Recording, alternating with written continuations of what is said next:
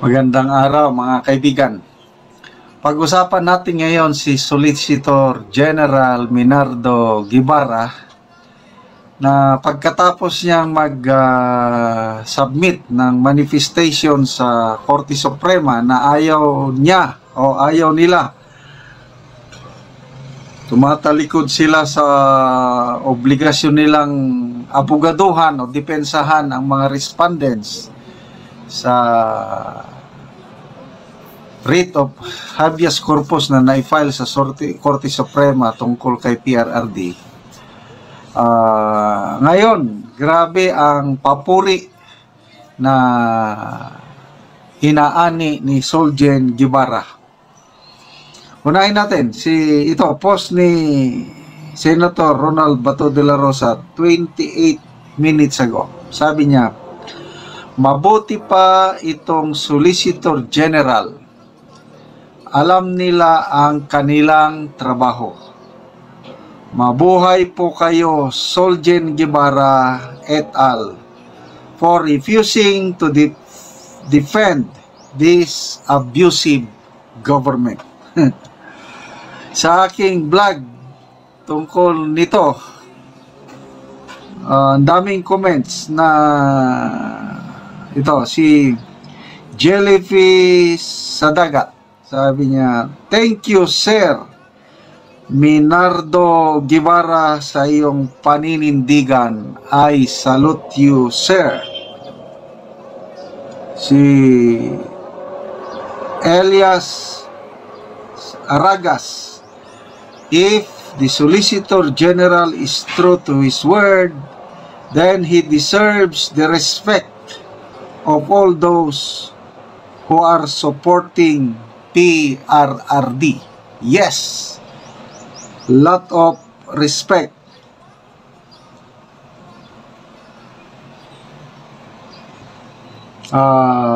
Margarita Libon, tama, Solgen, na huwag tulungan sila Marbel at Torre. Sobrang mayayabang. Pauwiin si Tatay Digong. Sino pa ito? Leia Palaypayon. Kasi mali sila at ayaw ni Solgen. Lahat kapalpakan ang ginagawa nila, ayaw na ni Solgen. Rudy Gulis, we salute you, Solgen Menard Guevara. Okay, sir.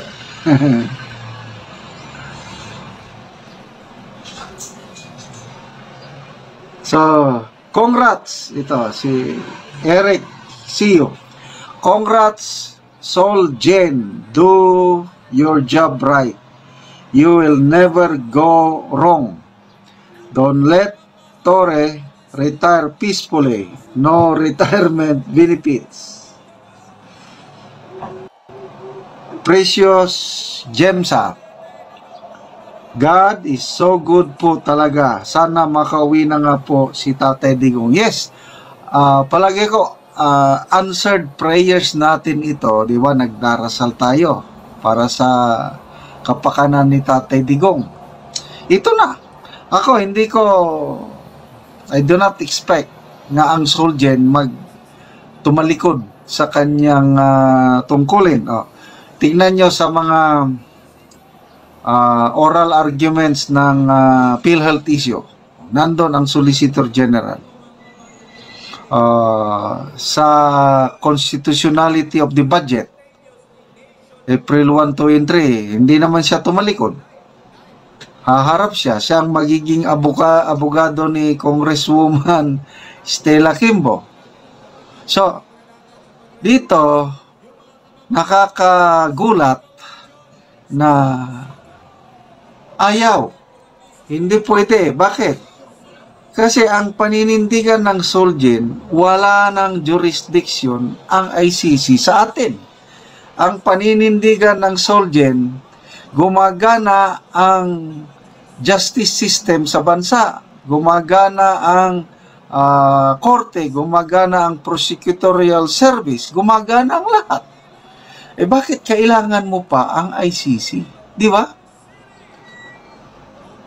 Kaya ang tanong ngayon, sino ang magiging abogado ng mga respondents? Ito, nagsalita pakinggan natin si Attorney Sal Panielo, ano?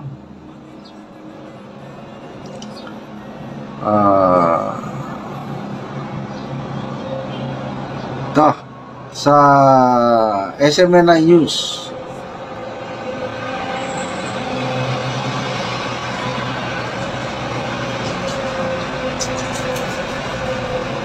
The Office of the Solicitor General is in agreement with our position in the petition for the writ of habeas corpus na yung ICC ay walang jurisdiction. Kaya hindi raw nila pwedeng ipagtanggol sa mga opisyalis ng gobyerno, ay ni Lucas Bersamin, ni PNP Chief Marbil, General Torres, o ni Secretary Rimulya. Hindi yun nila i-represent, ayaw nila. Ayon sa kanila, kasi mulat sa poll, ang aming mga pahayag, internally, publicly, sa lahat, pati na sa ICC, ay sinabi namin walang jurisdiction ang ICC. Hindi po pwede kaming mag-represent dito sa respondents kasi hindi na kami makaka-epektibong mag-depensa sa kanila kasi kontra na sa aming posisyon. Ano ibig sabihin? Ibig sabihin, naggaling mismo sa abogado ng gobyerno kasi ang Solicitor General abogado ng gobyerno, inaamin nila na illegal, unconstitutional ang ginawang pag-aresto, pagtitini at pag-kidnap kay Presidente Duterte. Yung pong mga respondents ay meron ngayong umagang obligasyon na sumagot. At ang mga respondents, like yung Secretary Rimulya, sino pa? Si PNP Chief Marbil, General Torre, at basta apat ang dinimanda namin doon. Ang mag-represent ko sa kanila under the law ay ang Solicitor General.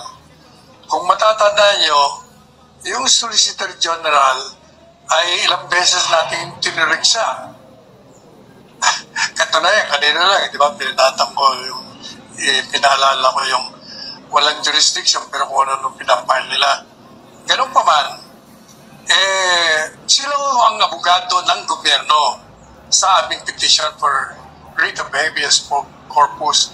Kanina ho, nag-file sila ng manifestation ng opisina ng Office of the Solicitor General sa Korte Suprema. At ito po ang sinabi nila.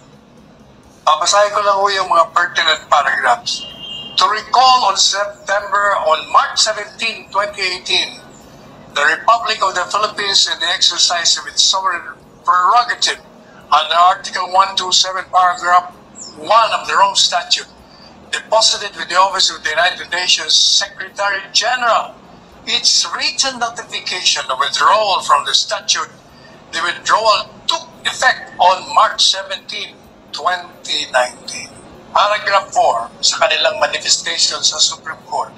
At sabi ho ng Office of the Solicitor General, in steadfast adherence to this sovereign decision, the Office of the Solicitor General has consistently maintained both in its submission before the ICC and its public statements that the case of the Philippines was not admissible and that the ICC failed to timely exercise its jurisdiction. Consequently, the Philippines government has no legal obligation to cooperate with the ICC nor recognize any process emanating from the ICC following the effectivity of the country's withdrawal from the Rome Statute. Considering the Office of the Solicitor General's firm position that the ICC is barred from exercising jurisdiction over the Philippines and that the country's investigative, prosecutorial, and judicial system is functioning as it should, the OSG may not be able to effectively represent respondents in these cases and is constrained to recuse itself from the participating herein. At ang prayer po nila, wherefore the OSD most respectfully prays that its manifestation of recusal in the above captioned consolidated petitions be noted and or favorably considered. Ano po ibig sabihin ng manifestasyon ng OSD? Ibig sabihin, the Office of the Solicitor General is in agreement with our position in the petition for a writ of habeas corpus na yung ICC ay walang jurisdiction. Kaya hindi na nila pwedeng ipagtanggol, katawanin, i-representa yung mga respondents, mga opisyalis ng gobyerno, ni Lucas Bersamin, ni PNP Chief Marbil, General Torres, ni Secretary Rimulya. Hindi yun nila i-represent, ayaw nila. Ayon sa kanila, kasi mulat sa pool ang aming mga pahayag internally. So ang tanong, sino ngayon ang tatayong abogado ng mga respondents? Mangunguha ng abogado sa DOJ? O kaya ay private lawyer? O kaya surrender na lang? So, tuwa po yung mga ganitong developments. Hintayin lang natin, continue lang po ang ating pagdarasal. Answered prayers ito na sana katigan ng Korte Suprema yung o yung writ of habeas corpus na mag-utos ang korte na i-produce ang living body ni PRRD balik dito sa Pilipinas. At sana po sa darating na 90 days, patuloy po tayong magpalakas.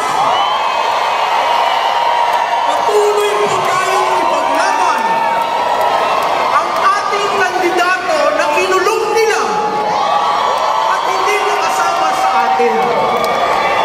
Tatandaan po nyo sa kampanya ang gusto ng taong bayan bago.